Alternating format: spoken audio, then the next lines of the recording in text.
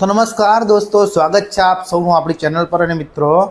જ્યારે ચોમાસાની શરૂઆત થઈ ગઈ છે અને મિત્રો જે વરસાદ છે સૌરાષ્ટ્ર અને મિત્રો પોરબંદરના વિસ્તારમાં ધબધબાટી બોલાવી રહ્યો છે, ત્યારે મિત્રો આપણા ઉત્તર ગુજરાતનો જે જીવાદોરી સમાન કહેવાય મિત્રો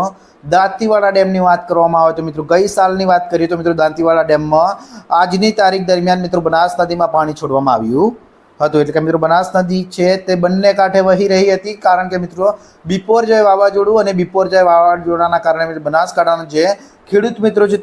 તેમના માટે જે એમનો આશીર્વાદ રૂપી જે ડેમ છે તે મિત્રો ભરાઈ ગયો હતો અને તેના લીધે મિત્રો તેમને પાણી મળી ગયું હતું। ત્યારે મિત્રો વાત કરવામાં આવે તો